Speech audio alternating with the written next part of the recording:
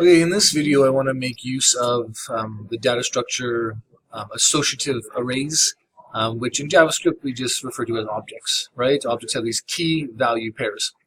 And what I'd like to do with that is I've got some start code with this associative arrays user login. Open on the wrong page, there we go. I'm going to go live with this when I can. There we go. So this was something that we've made before. Username, password, sign up, login. Oh, login unsuccessful. Anyway, what I'd like to do here is improve this because if I remember correctly, there's only one valid login, right? You either type in admin password. So in here I go admin password, hit login. Hey, login successful. Anything else? There's only one valid login. So I like to use a data structure to store multiple valid logins. And the idea behind that, let's go back to here for a second, is in these key value pairs, I'd like to create an object where the key would be the username and then the value would be the password. Okay, so let's see what that looks like. User login, I'm just going to go into here and I'm going to, create data structure to store users and passwords. Right, so we'll name this let users be assigned, and it'll be an object. And then I can just make up a bunch of stuff, right? Usually, like we've done stuff like the bubbles, right? X is 100, comma, whatever. I can go, maybe my first user is Azra, and their password is this string 1234. It's a horrible password. And then comma. Next one would be, let's do a B name. How about Ben? And his password will be 4321. No idea. And now when we do this, this is automatically a string, even though we don't put quotations around it. Object keys have to be strings. So we could do quotations around this if we wanted to, but usually it's just cleaner not to. One reason why we might want to do quotations is if we want to have a space. Right, like Cam Smith, and then colon, his password is ABC. Anyway, in this case, I think let's not do that because we'll just make sure all usernames have, like, no spaces are allowed in usernames. So let's go Caleb, ABC, David, DEF, these are great passwords, Ezra, 1111. Oh yeah, that's enough. Anyway, so now we've got a couple of username, password, right? Azra has a password of 1234, Ben password of that. So now what I can do is when I get to this, the login button is clicked, right? And I run this, I get the username and the password. Instead of doing this if statement, I can simply look up inside of users. Now remember we were used to this dot notation, so users dot Azra would work okay, but I want to test if the username, which I don't know what that is, it's whatever the user typed in. So instead of the dot notation, we're going to use that square notation, and we're going to pass in the username. And let's just make sure, let's just do a console.log to make sure this works. Okay, so users, which is this object, this associative array, and we're going to look up the property with the key of username and just print it out. And hopefully we'll get one of these passwords. Okay, let's try that.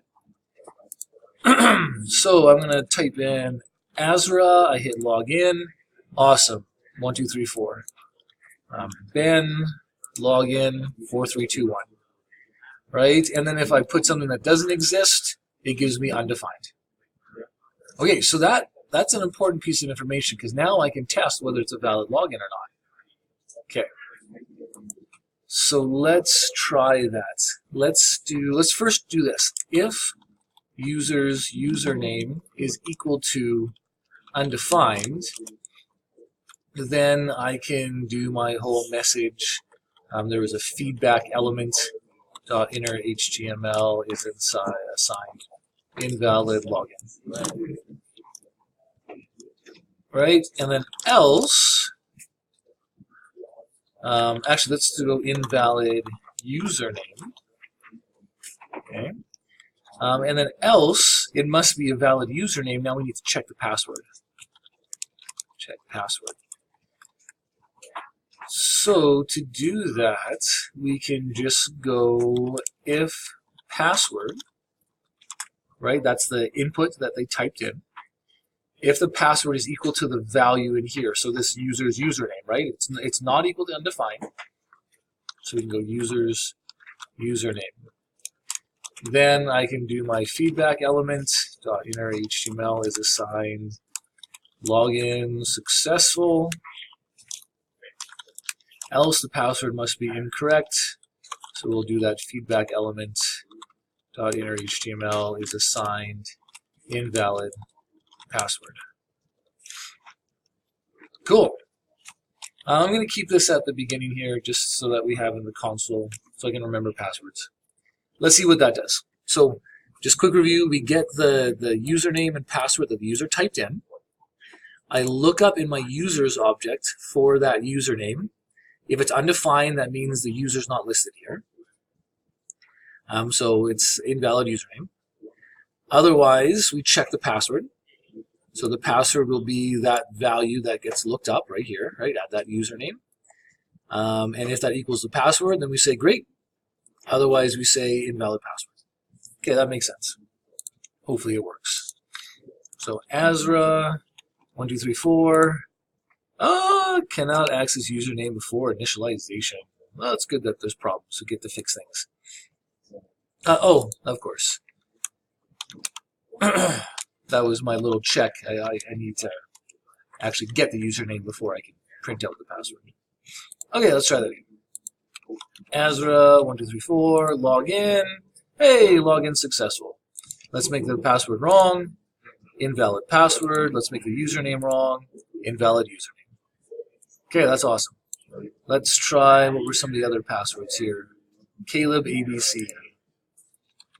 Caleb ABC. Login successful.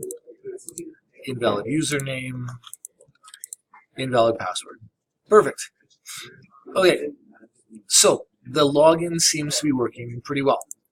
And of course, what we could do, right, is if we had a text file with all the usernames and passwords in it, we could load that in and have a whole bunch of users with passwords. That'd be awesome. But what we'll do next is not only can we initialize this users to have some initial values, we can also add to this data structure. That's what the sign up button is for. Okay, so let's add an event listener to that. Sign up button. Great. So we'll go here. I might as well be consistent here. We'll go let sign up button element be assigned documents dot get element by ID sign up btn like so. Good. And then the event listeners here will go sign up button element dot add event listener, click, and we'll have a function called sign up. Okay, so I can go down here, function sign up. Now for the sign up, I guess we should, well yeah, let's just add user to user's data structure, right, that object. So we still need this code, right? Get user login input, and then, yeah, let's do this. And then to add the user, all we do is users, which is the name of this data structure, and then we can do a square bracket username is assigned whatever the password should be. Okay, and then we can do feedback elements dot inner HTML and do some sort of, you know, sign up successful, right? You have been signed up. Okay, let's try that. So if we continue our pattern here, let's sign up Frank. All right, Frank, and he's going to have the password, I don't know, 222. And we'll hit sign up, and it says sign up successful. I'm just going to go here and type out my users, and hopefully we've got Frank with his password. Okay, so that's a nice way that you can sign up. You can add to this data structure as well. Okay, one thing that we should do just for checking here is like, what if someone exists already, right? If I did Azra 123 and I said sign up, it says sign up successful, and I go to users, and now Azra's password has been changed to 123, and Azra might not be happy that someone just redid his thing. Anyway, so what we can do is do some checking, right? Test user login input with this kind of stuff.